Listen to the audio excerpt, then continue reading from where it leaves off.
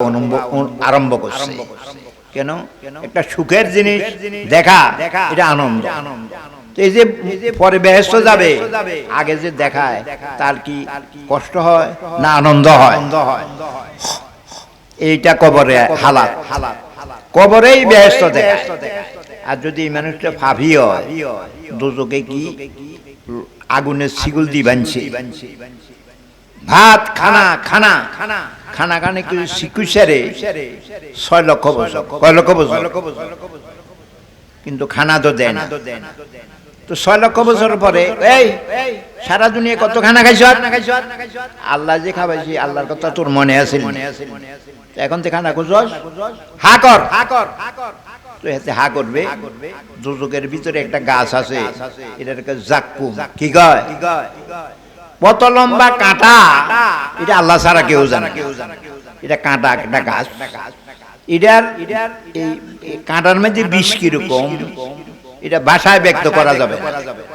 এই জাক্কুম গাছের এক ফোঁটা রস যদি দুনিয়াত ফেলাইতো, নদী, পুকুর, নালা, সাগর, মহাসাগর, এগুলি পানি দেখতো না, সবগুলি বিষ হয়ে যেত।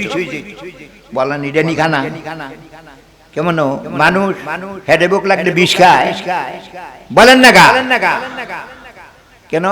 বিষ খাই বাঁচনের থেকে বিষ না খাই মরি যাওয়ান বালা।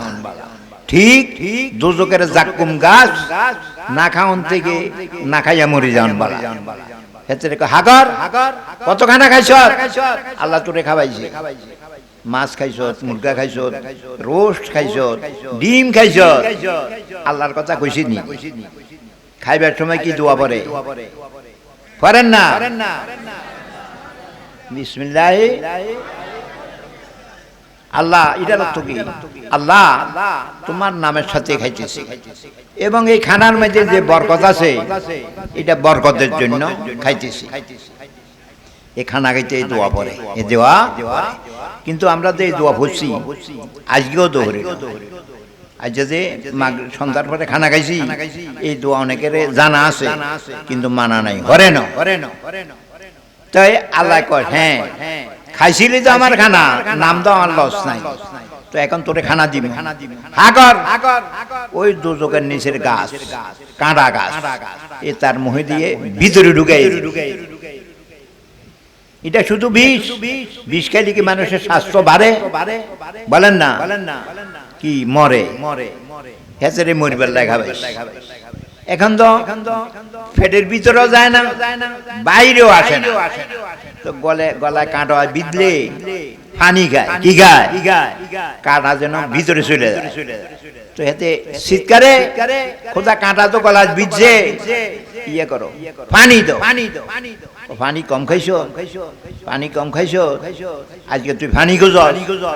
দুজকিরা দুজক জলে গায়ের ফুঁস, গায়ের রক্ত, এগুলি এক জায়গায় যায় সাগর হয়েছে। তো এগুলি আনছে কি দিয়ে? আগুনের পেয়ালা দিয়ে। পেয়ালা আগুনের, এগুলো বিষ। কি গরম, এই পেয়ালাই করে মুখের সামনে ধরছে, এর সাথে সাথে মুখের চামড়া, চোখ, মুখ, এগুলি জ্বলে পেয়ালার মধ্যে ভরে গেছে। এরকম পানি খাইতে কেউ পারবে? কিন্তু খাওয়াবে। এগুলি ও কবরে মুদ্দারে দেয় রে, তোর দোজকে এই অবস্থা হবে। খানা খুঁজতে জাক্কুম গাছ খাবা, আর যদি পানি খুঁজো তাহলে ফুঁস খাবা। বলেন তো এইগুলি দেখলে মনে আনন্দ আসবে না ভয় আসবে? এইটা কবর আযাব। এটা কি? কবর আযাব। অথচ দোজকে যায়নি, যাওয়ার আগেই তাদের দোজকের অবস্থা দেখায়। এইটাই আযাব। আমরা কবরে আযাব হয় বিশ্বাস করেন তো? এই যে কবরস্থানে যে মানুষগুলি গুনাহগার, তাদের আযাব হয়। রাসূলুল্লাহ সাল্লাল্লাহু আলাইহি ওয়াসাল্লাম একদিন একটা খচ্চরে চড়ে যাইতেছিলেন। দুইটা কবরের কাছে গেছে, খচ্চরের নবীরে নিয়ে লাফানের আর ফিডের থেকে ফেলাই দিবে। আসলে নবী ফিডে উঠলে খচ্চর তো লড়ারও কথা, নবী কষ্ট পাবে, এখানে লাফায় কেন? তো নবী যে ফাঁসে দুইটা কবর, নূতন কবর, জিজ্ঞেস করলো এই কবরের মুদ্দাররা কারা? ও আপনি নবী হইবার আগে মারা গেছে।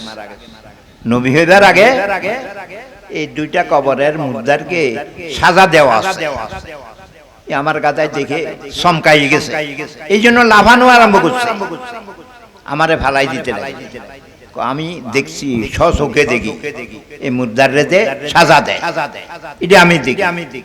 আমি আল্লাহ পাকের কাছে দোয়া করতাম, তোমাদের যেন তোমার বাপের কবরে শুকনা দুধ এগুলি যেন দেখায়, কিন্তু দোয়া করি নাই।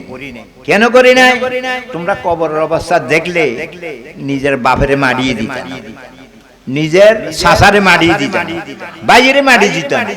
কেন এরকম কঠিন সাজার ভিতরে আত্মীয় স্বজনে কে দেয়? কিন্তু যদি মারি না দাও আযাব থেকে বাঁচবো না, আযাব কিন্তু হইতেই থাকবে। বাকি এটি মারি না দিলে দুনিয়ার অবস্থা তো খারাপ হবে। ফসা লাশগুলি উপরে ভরে থাকবে, দুর্গন্ধে কি মানুষ নাক বন্ধ করার সারকে হাঁটতে পারবে নাকি? এই জন্য আমাদের নবীজি সে কবর আযাব আল্লাহ দেখাইয়েন না। যে সময় কবর আসবে সে সময় বুকবা। একজন আল্লাহওয়ালা তুই মরবার আগে দি কই রে, কত মানুষ মারি দিলাম, কবরে যাইয়া কবরের অবস্থাটা কি একজনও তো কয় না। একজনের ছেলে আমেরিকা থাকে, বাটফারা খবর কয় কি না কয় না, সৌদি আরব থাকে, খবর কয় কি না কয় না। জাওন সারা মোবাইল ধরলে হেতের খবরও শুনে, ও হেতের ফটোও দেখে, এটারে বলে ইমু। কোথা আমেরিকা বাংলাদেশে বইয়ে বইয়া মায় হুতের চেহারা দেয়। আল্লাহু আকবার। তো এখন বুজুর্গে কয়, আমি মরি গেলে আমার কবর একটা কাগজ দিস, একটা কবর কলমও দিস। তো আমার লগে লগে যাইস না, সপ্তাহখানিক পরে যাইস। কবরে কি কি অবস্থা এটি আমি কাগজে লিখবো, এরপরে যে কাগজটা চাইস, এটা আমি কিছু নিজে দেখে বলবো।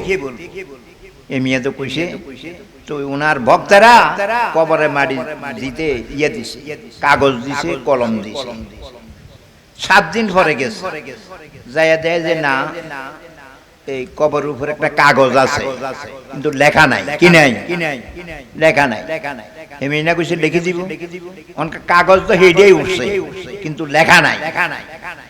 এনে ছায়া, আলোর মাঝে দেখলে ভিতরে দেখা যায় ছায়া লেখা। 1000 টাকার নোটে আছে এই 1000 টাকা এরকম লেখা আছে। এই লেখাটা কোনো কালির নয়, ওই ছায়া লেখা। এমিয়া কাগজটা উঠে দেয় যে ছায়া লেখা একটা আছে। এটা কি কইছে? আদমে বরজুকি গুপ্তানি নিস। এরে আমি কইছিলাম তোদের কবর অবস্থা লিখবো, আমি এসে দেখছি আসলে লিখি বুঝান যাইতো না, দেখি বুঝান যাইতো না। আমিও হারলাম না, শু বইয়াই বাজানি। কবর আইলে দেখবি কবর অবস্থা রাখি, তাহলে কবর অবস্থা বুঝাইতো চাইলো, হাঁচিনি বুঝাইছি। আসলে এরকম কবর অবস্থা দুনিয়াবাসীকে বুঝান যাবে না, কিন্তু সত্য। কিন্তু কয়ে যে 2টা কবরে আযাব হচ্ছে, অপরাধ কি খুব ভালো করে বুঝি। আমরা যদি অপরাধ করি তো আমাদেরও সাজা হবে। একটা অপরাধ এই গিলাগুলো ব্যবহার করে না, পায়খানা প্রস্রাব করে এনে হানি দি দুইয়া চলি আসে। কিছু কিছু ফ্যান্টওয়ালা তো দোয়ও না, এই ফ্যান্টের ভিতরে মুদগুলি আস্তে আস্তে হচ্ছে যায়। দেখতে তো সুন্দর ইস্তারি করা ফ্যান, আসলে হুড়া ভুড়া মুদ। এনে ভদ্র, এনে কি ওই মাটি লাগলে এত মানুষ নাকি তার ফ্যান্ডের মাঝে মাটি রয়েছে, আর হেতের ফ্যান্ডের মাঝে মুখ লাগি রয়েছে। দেখছেন নি কয় কি তা হেতে মুখ লাগি রয়েছে, হেতে ভদ্র, মাটি লাগতে বলে ওইসে অভদ্র। তোবা তোবা, দুনিয়ার মানুষের জ্ঞান হারা হয়ে গেছে। পাগল হয়ে গেলে এরকম করে, পাগল হয়ে গেলে আমরাও পাগল হয়ে গেছি। তাইলে এই যে ফ্যান্টে পেশাব করে, টিস্যু ব্যবহার করে না, ঢিলা ব্যবহার করে না, এটা একটা গুনাহ। পেশাব করে গাছের ভিতরে, গাছের পাতায় বাউরায়, বাউরাইয়া পেশাবকে গাত ফলায়। এটা যদি ন জরে না অত দুইয়া লাই তারপরও আজাব কেন তুই গায়ের মাঝে পেশাব করবার জন্য দিলি কেন ইস্তেগফাফে নাজাসা নাফাককে সাধারণ মনে করা দক্ষিণ থেকে বাতাস বায় দক্ষিণ দিকে পেশাব করতে বাতাসে বাউরাইয়া পেশাবগুলি গাথালা এটা সাধারণ ব্যাপার আসলে কঠিন ব্যাপার পেশাবকে খুব খারাপ মনে করতে হবে গায়ে লাগতে দিবে না গায়ে লাগতে দিবে না লাগতে দিলে এটা গুনাহ এই গুনার দ্বারা কবর আযাব এই বেচা এটি এসে কিত্ত ওয়াজ বুঝতো না শয়তানি করতে একবারে ফিরে দিম মাথা সুর উড়াইলে এনাইছো কি এটি সিকিউর মৃত্যু আরে বক্তার লোকে সিকিউর মৃত্যু আরে হারামও কিছু বুঝে না বুঝি হেই একটা সিকিউর ম্যাচে লাগে যখন একের একটা সভা গরম করিয়ে দিস আসলে তো গরম করে না যে সভাকে খাইয়ে দিস একটা মানুষ কথা বুঝতে চায় সেটা বুঝতেই দেয় না বুঝতে তাইলে একটা কথা বুঝলেন তো কবর আযাব হয় কি কারণে বলেন না পেশাবকে সাধারণ মনে করার কারণে কেউ আজ পেশাব না পাক এটা একবার নিঃসন্দেহ পেশাব গা হতেই দিবেন না যদি পড়ে যায় দুইটি আর দেরি নেই দুইটি আর যদি গোসলের সময় ধুমু কবরে কনিয়েছে কবরে দেরি করতে নেই একটা মানুষ ইয়ে হয়েছে গোসল ফরজ হয়েছে সকালে ফজরের আগে গোসল করি আর হারা রাত না পাকুতি এইটার কারণে কবর আযাব কেন যেই ঘরে নাপাক ব্যক্তি শুইয়া থাকে এই ঘরে রহমতের ফেরেশতা আসে না ঠিক কিনা বেঠিক এটা আল্লাহর নবী কো তখন একটা ঘরে একটা মানুষ গোসল ফরজ অবস্থায় শুয়ে রয়েছে এই ঘরে একটা মানুষ মারা যাবে তো রু নিবে ফেরেশতা আইবে না তো রহমতের ফেরেশতা তো আইতো তো এবার তার রুরে কবজা করবে কেডা ও দোজখের ফেরেশতা বলেন তো এই মিয়া নাফাক অবস্থা শুইয়া থাইকা লাভ করলো না ক্ষতি করলো আমরা ছোট বাচ্চা কোলেলেন তো বাচ্চারা অবস্থা হইলো একটু ফরফরে পেশাব করে এখন যদি বাচ্চারা কোলে পেশাব করে দেয় তো গাতো ধরে লুঙ্গি পরে তো এবার আযাব হবে কিনা এটাও তো একটা কথা বাচ্চার পেশাব তো পেশাব মুফতি আজম ফয়জুল্লাহ সাহেব রহমতুল্লাহ আলাইহি জিজ্ঞেস করছে হুজুর আমরা তো বাচ্চা কোলে নেই প্রস্রাব করে দেয় আযাব হবে কিনা তো হুজুরে কয় আমি বুখার শরীফ দেখব এক সপ্তাহ দেখে হ্যাঁ পাওয়া গেছে পেশাব বাচ্চারা করবে দুইটা আর দেরি নেই দুইটা বাচ্চারা আরেকজনের কোলে দিয়া ওই বাথরুমে যাইয়া গাওটাও ধুয়ে ফেলবে লুঙ্গিও ধুয়ে ফেলবে হে নাফাককে সাধারণ মনে করে নাই তার কবরে আযাব হবে না যে ব্যক্তি বাচ্চারা পেশাব করছে ওই পেশাব করলে করছে না বাচ্চার পেশাব হানির মতো না হানির মতন কনির মতো যে বাচ্চার পেশাব গাত পড়তে দিবে তার হিডে কনি হইব কি হইব আগে তো পড়তে দিবে না পড়ে গেলে দেরি করবে না দেরি রাসূলুল্লাহ সাল্লাল্লাহু আলাইহি ওয়াসাল্লামের নাতি হাসান হুসাইন খুব মহব্বত করত একবার কোলে লইছে দিছে মুতি কি গায়ে মুতি দিছে আরে হুজুরে তাড়াতাড়ি আরেকজনের কোলে নিয়া লগে লগে ধুয়ে লইছে দেরি করছি নি আমাদের কি শিখিয়ে দিছে তোরা তো নাতি নাতকুর কোলে লইবি পেশাব করে দিলে আর দেরি করবি না আরেকজনের কোলে দিয়া নিজের গাও লুঙ্গি পরিষ্কার এই একটা পেশাবকে সাধারণ মনে করলে কবর আযাব হবে কি হবে ইনশাআল্লাহ আমরা পেশাবের সম্বন্ধে সতর্ক থাকবো তো এক ব্যক্তি ইয়ে হইছে বুড়ো হয়ে গেছে এনে বুড়ো হয়ে গেছে বিয়া করে না কি করে না বিয়া করে না বুড়া কালে কয় আমি একটা বিয়া করে মা জোয়ান কালে বিয়ে করলেন না ওয়ানকা কিলে বিয়ে করতে বিয়ে করেন দে ও নাতিয়ে মুতে কোলের মাঝে মুতি দেন এটা শুননা হুসাইনে নবীর কোলে মুতি দিছে আমি যদি বিয়া না করি তো আমার হুতইব করতো নাতি হইব করতো তো কোলের মাঝে ভেসাবে বা করবে ও মা হেমিয়া তো আরেক পাগল আরেক পাগল নাতির পাগল সুন্নত আদায় করা আমার কোলে নাতি মুতবো আর আমি নবীর সুন্নত আদায় করব। আসলে আল্লাহর পাগল যারা এরকমে হয়, এরকমে একটা কথা মা বোনরা শোনেন।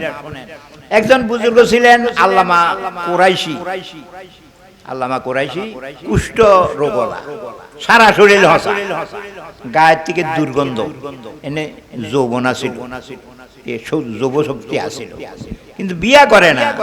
আমার কারণে একটা মেয়ে জীবনে কষ্ট করবে, আমি কারে কষ্ট দিলে তো আমি কি এর মানুষ, এ মেয়ে বিয়া করে না। এই এটাতে কোনি জানছে, এটা কি মাঝে মাঝে হামাল্লা তাল্লাহ আন্ডানো একের গলার মাঝে একটা ঘন্টা ওটা নাই, বর মেয়ে আর ঠিক হয়েছে কেটা। আচ্ছা, এরপরে বুড়া কালে মুরিদরা রে কয় রে আমি যে একটা ভুল করিয়ে এলিস, আরে বিয়ে করন তো নবীর সুন্নাত। অনকা যদি হাসরের মাঠে জিজ্ঞাসা করে কোরাইশি তুই সব করছ, বিয়ে করার সুন্নাত আদায় করছ, তো এবারে তো ধরা খাম। ঠিক আছে আমি চেষ্টা করি, আমি বিয়ে করার চেষ্টা, কেউ তো আমার কাছে বিয়ে বইতো কেন, হারা শরীর হাসা এবারটার কাছে কিটা বিয়ে বই, মোট কথা জবাব তো দিতে আরে কে রে, জবাব তো দিতে আরে। তো আল্লাহ একটা মাইয়া সাইজ যাইতে গিয়ে বড় বুজুর্গ কইস না, আমি যে রুগী ইডা কইস, আজকাল কালা মাইয়ারে সুন্দর করি বিয়ে দিয়ে লাই, বুঝাইতো স্যার আর মাইয়া এক নম্বর সুন্দর, গোসল করলে যেই হেই সিটারি, সব জায়গা সিটারি, মাইয়া বিয়া দিয়ার মধ্যেও সিটারি। এটা ওই একটা আছে বিউটি পার্লার, কালারে সুন্দর বানায়, আর এটা যে সুন্দর বানাইলে আসলে সুন্দর হয় নাকি, এই শয়তানি কেন করো? তো বুজুর্গে কইছে ছাস, আমি বড় বুজুর্গ এটি কইছি, কই একটা বুড়া মানুষ সারা শরীর ফাঁসা, কেউ যদি বিয়ে বইতে শ্বাস ওই বেটা বিয়ে করে, কিন্তু সুখ দোয়াইতি না, কিন্তু ওই বেটা যে রুগী সেবা করলে তো ব্যস্ত হয়, এই কথা কই। দেখছেন নি বেটা কত আল্লাহওয়ালা, নিজের দোষ কয় না। আজকাল মাইয়া বিয়া দিতে গুনে কয়, দোষ আরাম কয় না, দোষ আরাম। আমরা কি মানুষ নাকি? যে ব্যক্তি দোষী জিনিস না কইয়া বিক্রি করে বা বিয়া দেয়, যতদিন আছে কিয়ামত পর্যন্ত আল্লাহ লানত তার উপর হতে থাকে। আমরা কইয়া না আর মাইয়া কিন্তু বেশি হরে না, মাইয়া কিন্তু কালা, এই সেই সবটি কইয়া দিবে, এরপরে বিয়ে হইলে হক না হইলে নাই। একটা মুরিদে যায় আল্লাহ আমার হুজুর বড় বুজুর্গ, বাড়ি যায় মাইয়া একটা ইয়ের মতো হুরের মতো সুন্দর, এ উমাক শুনছ আমার পিসাব বড় বুজুর্গ, যে দোয়া করে সেই দোয়াই কবুল হয়ে যায়, কিন্তু আমার পিসাব তো রুগী, কুষ্ঠ রুগী, সারা শরীর ভাষা, এর কাছে যদি বিয়া বইস দুনিয়ার বিবাহের কোনো আনন্দ পাবে না। কেন হে বুড়া আরো হাসা, বাকি এই বুড়া মানুষের সেবা তো করবি, সেবা করলে ব্যস্ত হবে। মেয়ে দুনিয়া সুখ কিচ্ছুই না, বেহেশতের সুখের মতো সুখ নাই, ঠিক কিনা বেটি? তাহলে আমরা দুনিয়ার সুখ ছেড়ে দিব বেহেশতের সুখের জন্য, রাজি আছেন তো? তুই একটা কাজ কর, আমার হুজুরের কাছে বিয়াব, এই হসা কাঁচাইবি, হসা কাঁচাইলে তুই ব্যস্ত মাইয়া তো আল্লাহ দিলে বাবের তো না আল্লাহ, আব্বু আমি রাজি, দুনিয়ার সুখী রেখে দিই, আমি সুন্দর আছি, আবার মরি গেলে সুন্দর থাকতাম। যত সুন্দর মানুষ মরি গেছে, কবর কি সুন্দর রয়েছে? তো এই সুন্দর দিকে চাইলাম, আমি আমার এই আল্লাহওয়ালার সেবা করবো, রাজি। মুড়ি যে মাশাআল্লাহ, আমি যে মনে করছি উল্টে হেলাই দিবে, বুড়া বেড়ার কাছে কেন বিয়ে? মাইয়া কিন্তু এত বড় আল্লাহওয়ালা, যাই কয় হুজুর আমার মেয়ে তো আপনার কাছে বিয়ে বইতে রাজি। তোর মিয়া তুই কইছ বড় আল্লাহওয়ালা, কইছ একেবারে দোয়া করলে কবুলিটি কইছ, আমার যে দোষ, আমি যে বুড়া, আমি যে কষ্ট বেড়ামি, এটি কইছ হুজুর কইছি তো কর ভরে রাজি হইছে, রাজি হইছে। আমার মাইয়া কয় দুনিয়ার সুখ কিছুই না, আখিরাতের সুখের জন্য আমি আর দুনিয়ার সুখ ছেড়ে দিলাম। এবারে আল্লামা কুরাইশি কও মারে মানুষে আমার হিসাব করে, কিন্তু এই মানিয়া না যে হিসাব, যে দুনিয়ার সুখ ত্যাগ করে পরকালের সুখের জন্য, হে তো আল্লাহ এনে করে ঢেকুর দেয় বড় বড় নিঃশ্বাস ফেরায়, নারায় তকবীর কয়, এটি আল্লাহওয়ালা চিহ্ন না। এখন যায় হুজুর আমার মাইয়া রাজি, আমার যে রোগ কইস তখন তো বিয়ে হয়ে গেছে, কেন মাইয়া না কবুল হয়ে গেছে, এখন হুজুরে কবুল করলে তো হুজুরে চিন্তা করলো একটা মেয়ে জীবনের সুখ ছেড়ে দিল পরকালের সুখের জন্য, তো দুনিয়ারও তো সুখের দরকার। তো আল্লাহ পাকের কাছে দোয়া করে, আল্লাহ তুমি আমার দোয়া হালাই দাও না, কবুল করো। তো আমি একটা দোয়া করি, এই আমার বউটা আমার ঘরে আইলে আমারে জোয়ান বানাই দিও। কি বানাই দিও? আমারে সুস্থ বানাই দিও। সে দুনিয়া তো দূর আনন্দ উপভোগ করবে, বেহেশত তো হাইবে। আর আমি ঘরের থেকে মানে আমার ঘরের থেকে চলে গেলে আমারে হুরান রুগী বানাই দিও, বুড়া বানাই। বুঝছেন তো বুজুর্গ কি পরিমাণ, একবার বুড়া হয় একবার জোয়ান হয়। কি করিয়া দোয়া, আবার রোগ বালা হয়ে যায়, আবার রোগী হয়ে যায়। ছোট মোটো বুজুর্গ এখন ওই হুজুরে নিয়া ওই মাইয়ার করে দিয়েছি, হুজুরে তো দোয়া করছে বউর গেলে গেলে আমি সুন্দর হয়ে যাব, জুয়ান হয়ে যাব। মাইয়া দেয় যে মাইটা কেডাই, আমি তো বিয়ে বেশি বুড়া বেটার কাছে, আমি তো বিয়ে বেশি কুষ্ঠ রোগীর কাছে, মাইটা কেডাই। মাইয়া তাড়াতাড়ি মুখ গোড়া দিস, আস্তাগফিরুল্লাহ আস্তাগফিরুল্লাহ, এটা কোন বেটা একটা আইয়ের।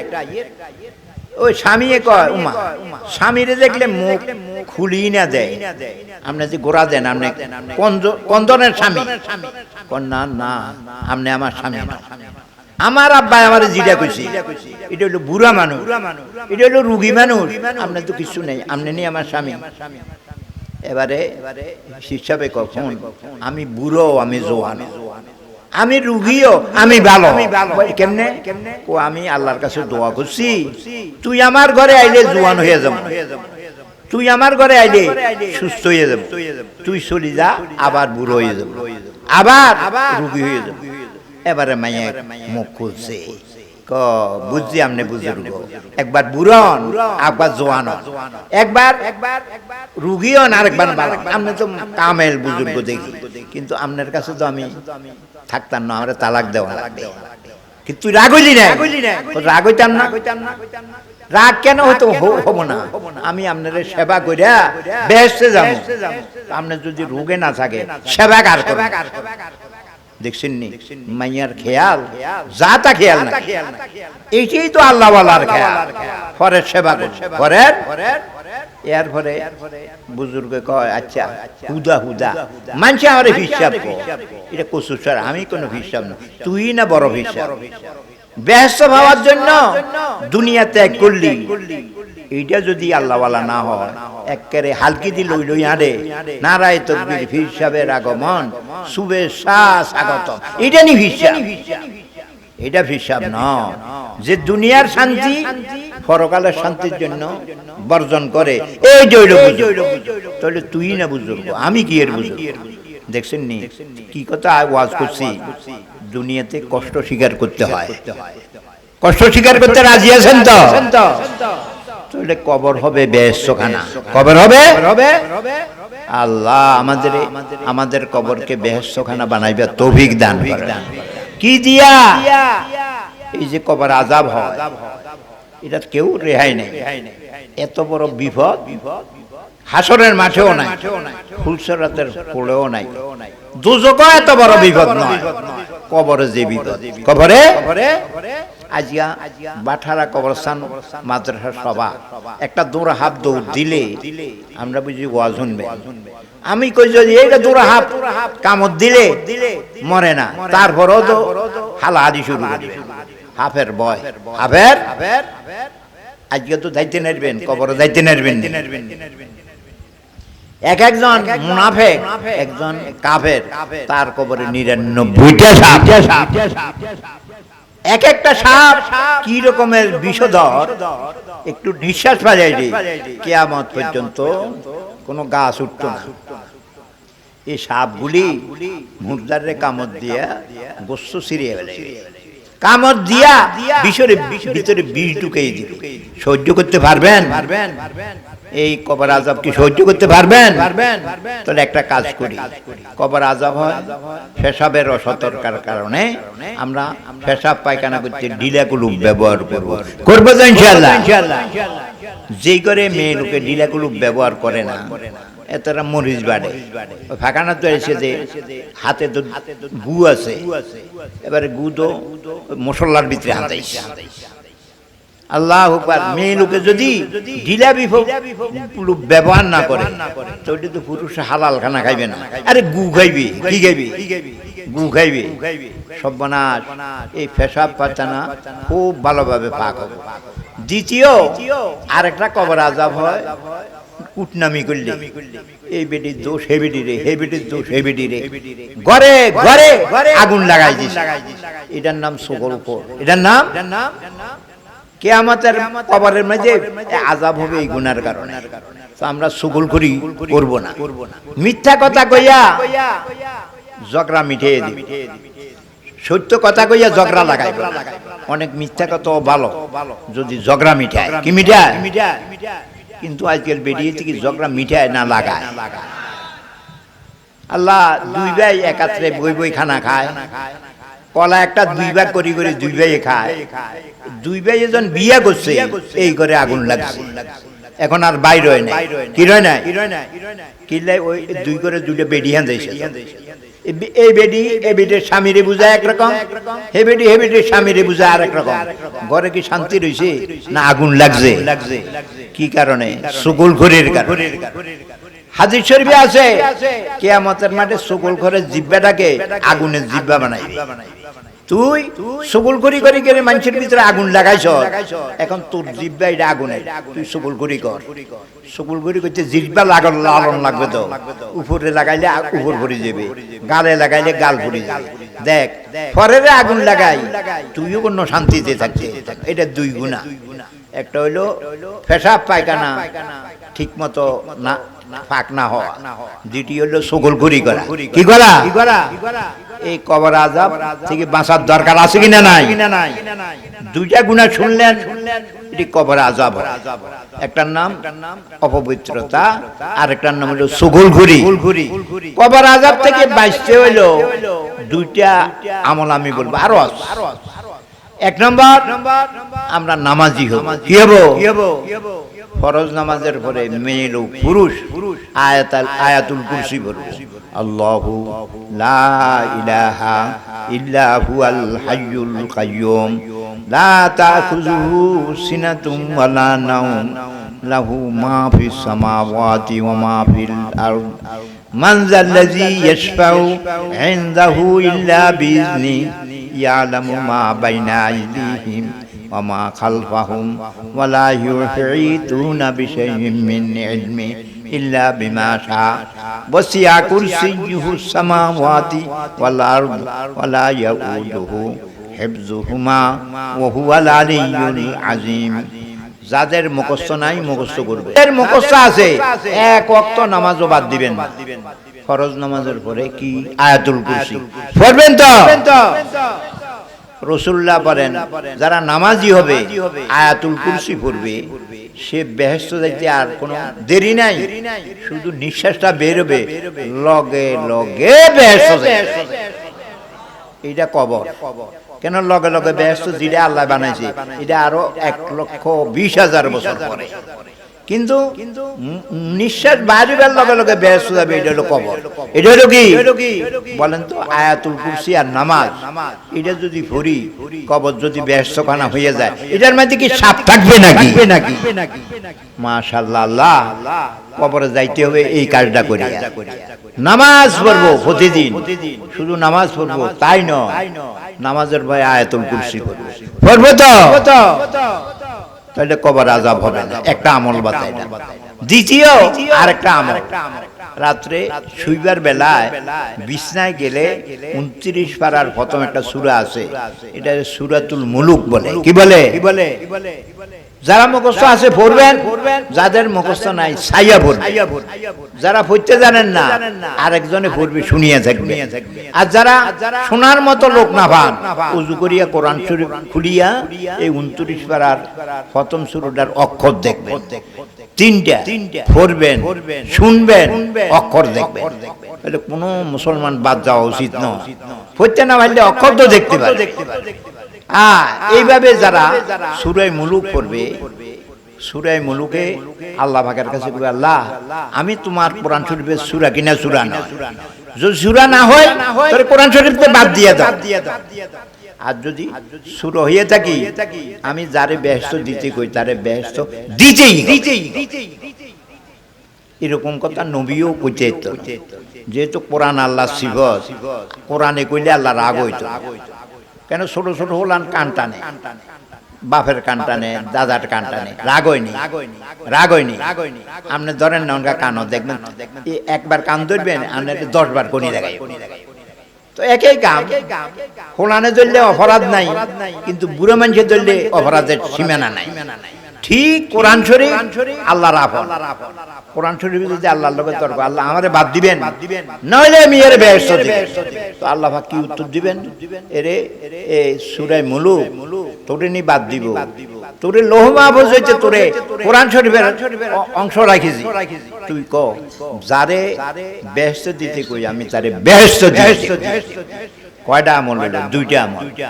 একটা হইল ফরজ নামাজের পরে আয়াতুল কুরসি পড়া, আরেকটা হইল শুবার সময় সূরা মুলুক পড়া। 4টা কথা। কয়টা কথা? এই ওয়াজের তো মানুষ শুনিয়া যায়, কিচ্ছু নেয় না। আর এই ওয়াজও তো ওয়াজ নাই, ওয়াজ তো গান। কিতা কইল লা ইলাহা, এ মিয়া থামি গেছে। ও মাহেতারা কই ইল্লাল্লাহ, এই সব কুফরি কালাম হইছে। এটি জিকির হয় নাই।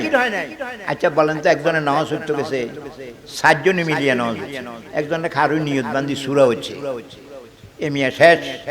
আরেকজনে নিয়ত বান্ধি রুকু করছে, এ মিয়া শেষ।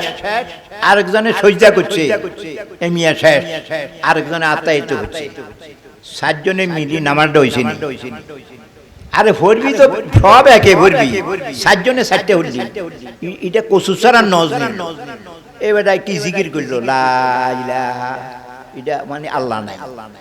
কোনসে আল্লাহ নাই, আল্লাহ নাই, আল্লাহ নাই, এটা কি সওয়াব হবে না গুনাহ হবে? এটা কি জিকির হইল? লা ইলাহা, লা ইলাহা। ওমা ও হেতারা কতন ফটে ইল্লাল্লাহ, ইডো ন হেডো। এটা কোন হইল? সভাত। সভাতাইয়া মানুষ শুদ্ধ করবে, এখানে অশুদ্ধ হয়ে গেল। কি হয়ে গেল? আল্লাহ নাই, আল্লাহ নাই, এতে কিন্তু আল্লাহ, কিন্তু আল্লাহ, কসুসরা ইডো নয়, ইডো নয়। তো এখন দুনিয়াটা ওই ওষুধরে রোগে ধরছে। কি হয়েছে? এই ওষুধরে রুগী ভালো হইব না মরবো? এই হেদায়েত রে রোগে ধরছে। কি ধরছে? এখন আর হেদায়েত পাইবার উপায় নাই। আসলে সঠিক কথা বুঝতে হবে না। গত্রেবুত গান রাসূলুল্লাহ সাল্লাল্লাহু আলাইহি ওয়াসাল্লাম ওয়াজ করতেন, কথা গুনতে হইতো 1 2 3 4। 2টা আমল বলা হলো কবর আযাবে, এটা হলো পাক পবিত্র না থাকা, আর একটা হলো চুগলখড়ি করা। আর 2টা কথা বলা হলো কবর আযাব থেকে বাঁচা। একটা হলো নামাজের পরে আয়াতুল কুরসি পড়া, দ্বিতীয়টা হলো শুবার সময় সূরা মুলুক পড়া। 4টা কথা মনে থাকবে তো? আল্লাহ গান শুনবার লাইছেন, গান এনেই শুনি গেলেন, আর বাইট কিছু নিতে নিতেন। সুবহানাল্লাহি ওয়া বিহামদিহি, সুবহানাকা আল্লাহুম্মা বিহামদিকা, আশহাদু আল্লা ইলাহা ইল্লা আনতা আস্তাগফিরুকা।